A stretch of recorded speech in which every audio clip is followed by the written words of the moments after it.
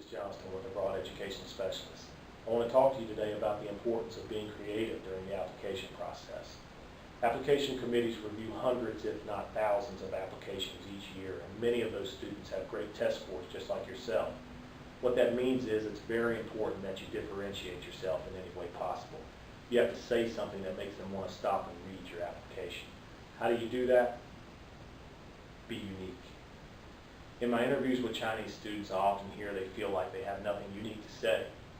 Everyone has a unique story, and something that may seem normal to you may seem tremendously unique to someone else.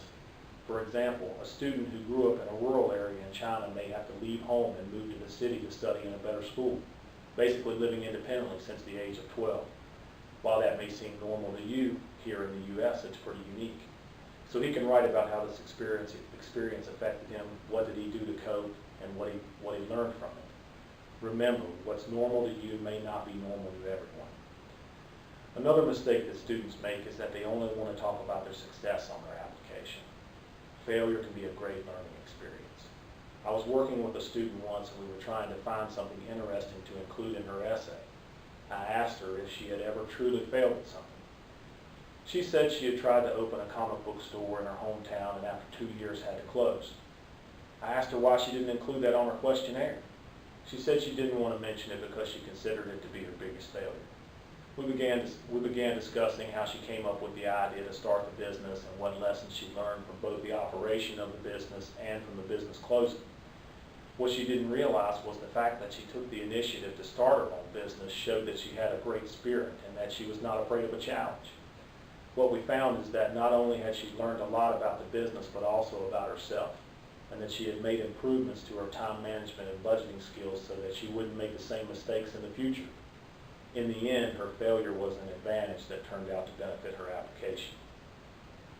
The third point I want to make is that sometimes your hobby can separate you from your competitors. I find that most Chinese students only want to talk about their test scores, GPAs, and how hard they work. No question these are important, but don't forget there may be other students who work just as hard as you. Your hobby could potentially break the tie. A friend of mine, a Chinese student who was trying to gain acceptance to a good university here in the States. She was a borderline student whether she would be accepted or not, so she called the school and asked for an interview with the head of the program.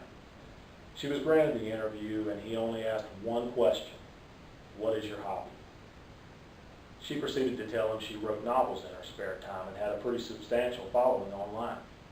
The head of the program was very surprised and asked her why she never mentioned it in her application. She replied she didn't think it was relevant. Literally 2 hours later, she received an email from admissions that she had been accepted to the university. The point is, unique equals competitive advantage when it comes to admissions. I want to thank you for taking the time to review our video. I sincerely hope you find the information helpful to your abroad education pursuits. Please visit our website at abroadeducationspecialist.com for more tips and articles on the application process. We wish you great success and a bright future.